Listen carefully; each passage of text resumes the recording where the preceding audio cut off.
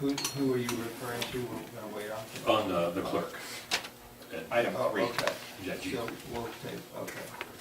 All right, thanks. Okay, G4. Hi, Jen. Good morning. How are you? Good, how are you? Oh, good. Yeah, I just thought it would be worth getting to hear and come in and how you thought, we kind of went over this a little bit in the budget hearings. Richard, maybe you can help me out. I know there is a cost to the program of approximately. Approximately 200,000. Okay, but then there's a benefit side to it, and I don't have a lot of, more meetings here, so before I exit it, I just sort of wanted to, get a good narrative going, since this is really a monthly report. And then also, I just wanted to, well, let me start, we got the letter it's on the back, dated August 5th, 2014, from the Department of Housing in Sacramento. Mhm. They spelled her wrong. Yes, they did.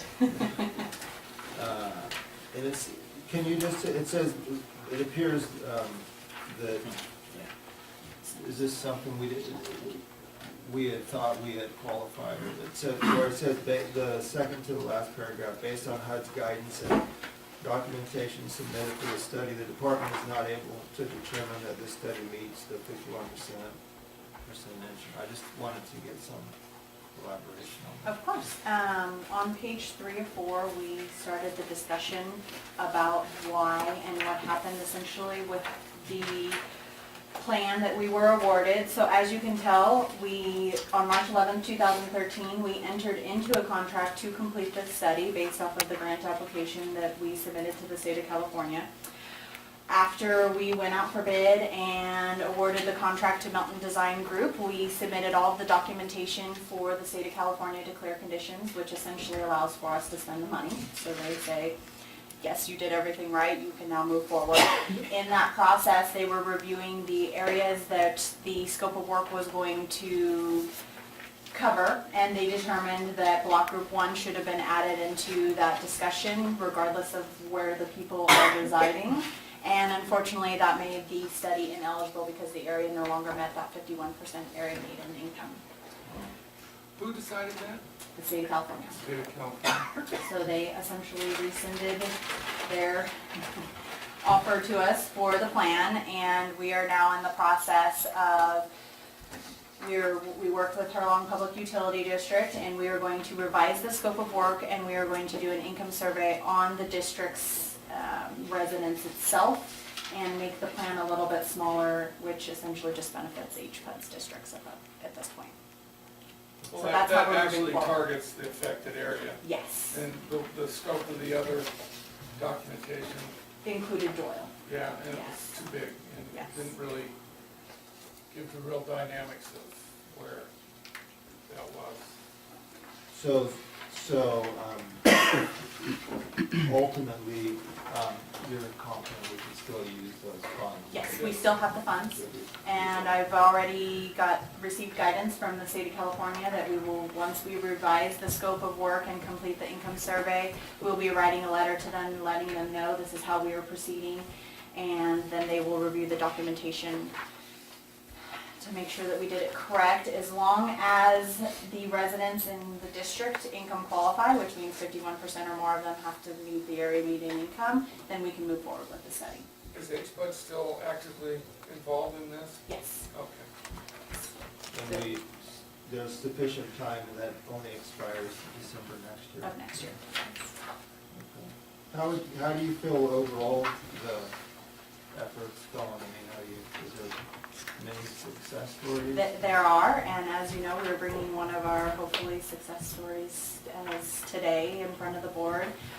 We do have a loan that's in approval with the state of California right now, and it is a very large loan, so that would actually almost expend our 2010 business assistance funds if approved by the county loan committee and if approved by the board of supervisors to expend funds.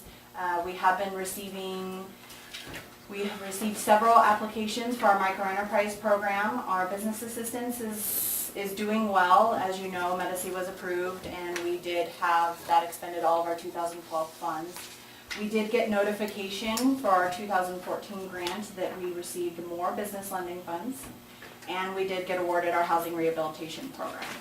We were unsuccessful in the Levitt Lake CSD portion of the application, and I'm waiting to get word on what parts that we were unsuccessful on or where we were not competitive.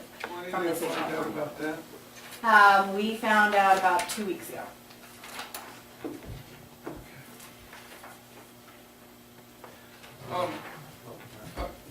I was approached by Rudy, I don't know his last name, it has Iron Horse Jim. Okay. And he's interested in turning those barracks in Hurlong into a UFC fighting camp. Okay. Has he approached you? No, he has not. I think it's a wonderful idea. Let's check some lessons. I'd rather do that than run 26 miles.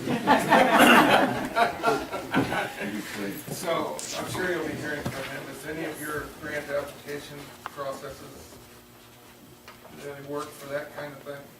He's a nonprofit. Potentially, depending on what he's looking to do. If he's a nonprofit, gets a little bit interesting. We'll have to look at what he's doing, just because it is for for-profit businesses. The nonprofit section is typically where we apply to the CDBG program on behalf of the nonprofit and do a public improvement or a public facility project. I directed him your way. Okay. Have Okay, him so contact be me. expecting to hear from him. Okay. Any other comments? Yeah. So overall, you're pretty pleased with? Yes, and our Micro Enterprise Technical Assistance Program has been very popular.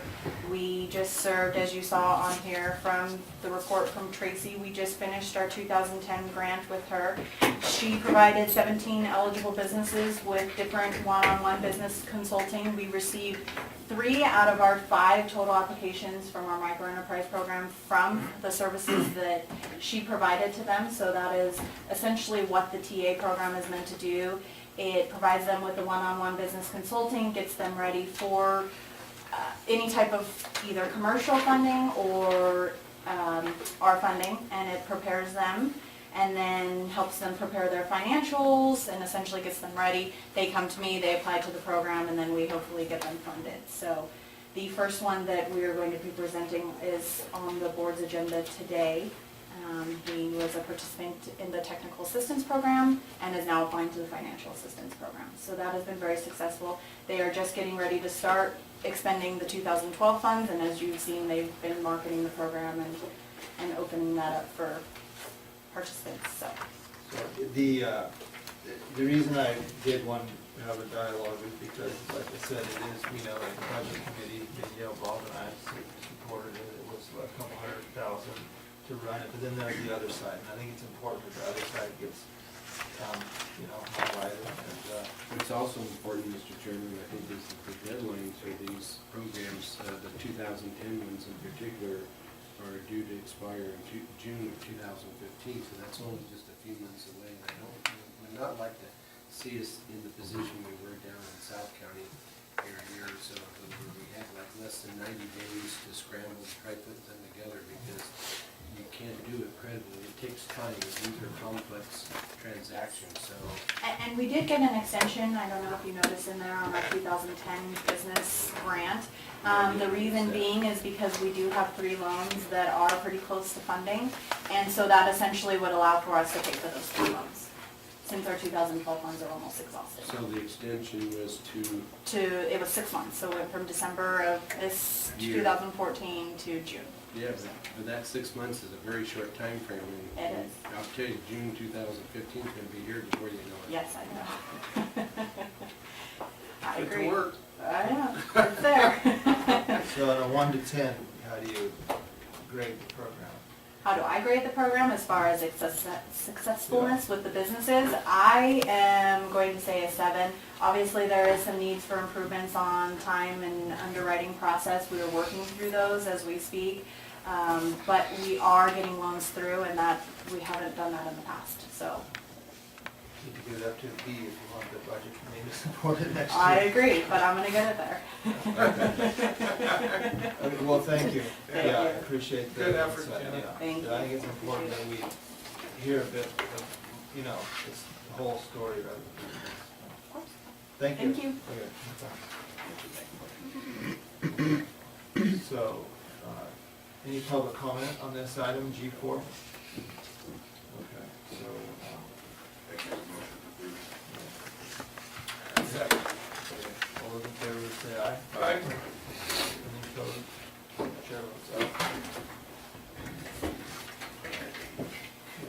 G5.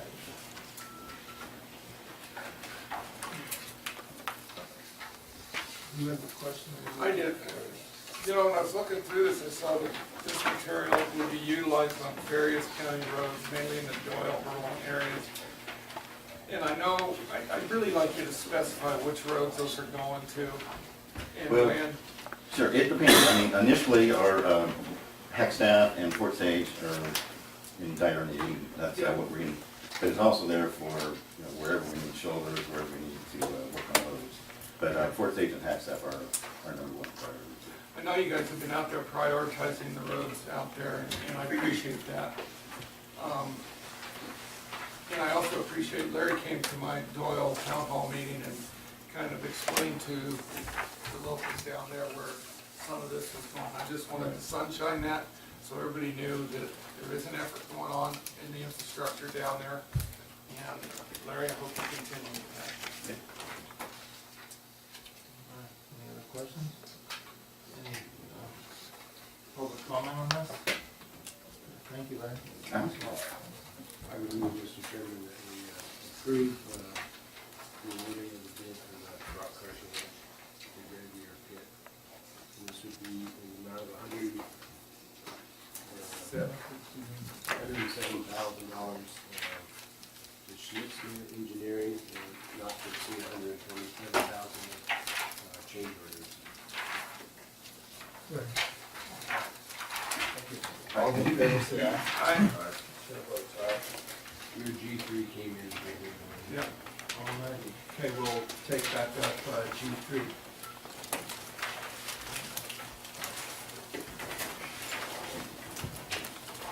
Good morning. Hi. I had a question on why that we have to source the storage of this out to another entity, the And there's- BMI digital, recorder digital reel system. We're not sourcing storage at all. The digital wheel program was purchased through BMI in 2011. And so that program is all done. That's all finished. It's in our office. And it makes official records from the beginning of time through 1985 easily accessible in our office. It's a digital wheel program. We purchased it. But when we purchased it, we did not realize that there was an oral arrangement to have, I'm saying this wrong. We had an agreement that we would pay so much for them to host it, so that we didn't have to purchase a new server and everything that goes along with that. But that didn't make it to the final contract, and the auditor caught it, and she asked us to do another agreement and clarify it. Okay. And it comes out of micrographics funds, which is a fee that comes out of every recorded document. And it can only be used for certain things, and this is definitely micrographics Okay. of our records, official records. And then I had a question on attachment D, page 5. It says, Let me catch up to you. Attachment D, page 5. yeah, Thank you. Thank you. under D11, possessory interest. Toward the bottom of that, it says, all questions of initial determination of possessory interest evaluation of such interest, if any, shall be the responsibility of the county assessor. I didn't, not really contract. I think that's just a determination whether or not a taxable possessory interest exists. That would be the assessor's determination, not the clerk's. And Correct. Yes. Like it has in many other contexts as well. if I can jump on that point, is if this was something that was out, I mean, if the server and everything was in house with the county, I think, but, you know, we're not contracting it out, we own it, that's fine, but when you're dealing with, in this case, a private asset being used in a public, fashion, okay, the value of that is something that he has to determine under the revenue tax code as being a possessory interest or not, and if he does determine it's a possessory interest, then they are subject to paying the appropriate property tax fees for it, and if they do, he, under this contract, would have the right to, you know, bill that back to us, since the benefit for the use of this property is now the county. So he has to determine whether or not, and that's what this is discussing. But that's. If I'm not mistaken, if it were possessed in the county of Lassen. Right, if, it could be at the location, but would be in another Yes. location outside of the jurisdiction, and then that particular county may have a determination as to whether or not a possessory interest value is there to be taxed, and if so, then those fees would be ultimately come back to us. But my question, follow up on what Mr. Alba has raised, is we're looking at a contract for 5 years, from December 1, 2014 through November 30, 2019, at $6,000 per year, and 5 times 6 is $30,000.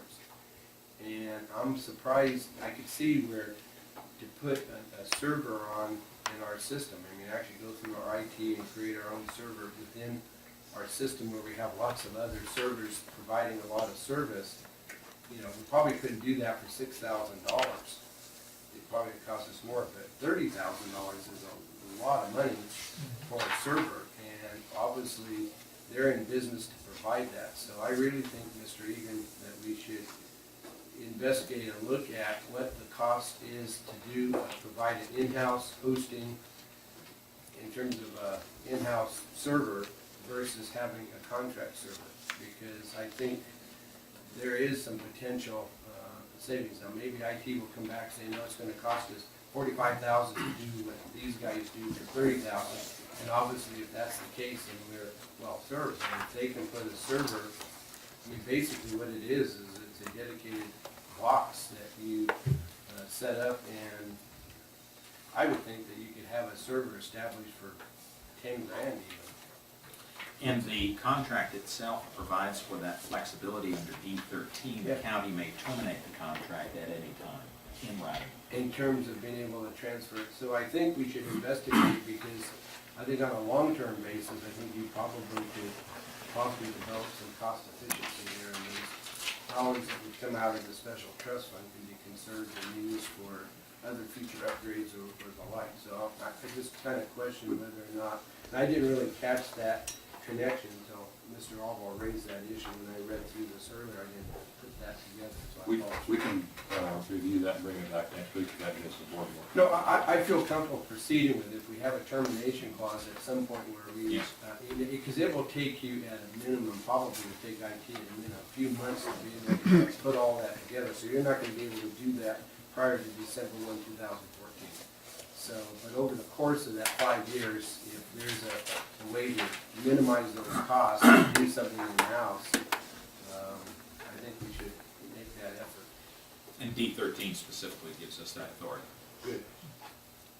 You're just 2 steps ahead. Here. Yeah, that's a good point. And then turn the page to D13.1.2. There's a blank in this, the amount of dollars shouldn't already be filled in. This is the contractor, his initial dollars and stuff. The dollar amount is that blank. Yes, it should be filled in. Yes. Then my last question is, I mean, what's to prevent this from turning into a lowest learner thing where everything just disappears, can't be retrieved? Well, I certainly hope you're not equating our county clerk's office with that kind of a. No, but I mean, you know, if the server was to go down, is that why we're doing this here, so that there's more than one backup source? They're hosting the program. Or just also I program? honestly, I don't know all the technical part of it. Now, These were the records from, attorneys. the records from initial in time until 1985, now, are these the records that have been redacted for the, that were required to have It's only required to be redacted from 1980 to current, so there's a 5-year period that is redacted, yes, within the digital real program. And then from 85 to current is in the Eagle Recorder program, and that's accessible on our, it's a web-based program, and it's accessible in our office. Already. And those are redacted as well, almost.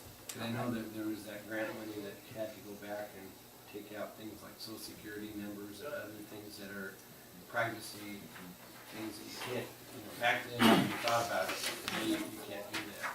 Personal phone numbers. Personal phone numbers. Yeah. Pick those up. You don't have phone numbers in official records, do you? I'm gonna put this off till next week. I think that's a fine idea. We'd like to get that number that Supervisor Outlaw came up with. The contract was approved for form, but apparently that blank wasn't filled in by the department. I'd like to make sure that number gets completed before it's submitted for final approval. Okay. Way to scrutinize the consent calendar. That's good. In the meantime, hopefully we'll get some information. What are you looking to do for next week? Well, there's a blank in the contract. Right. Okay. And then also we want to, And I'm only saying this because it's the elections office and we are really slammed the next 2 weeks. I mean, when we get through this, which is 2 weeks from today. So, Well, if it's on the But if I consent can- calendar, it would be the questions that asked now. Okay. but yeah. It's just a matter of getting that filled in and have it on the consent calendar. All right. Hopefully you wouldn't have to be here to answer any questions. that would work. Okay?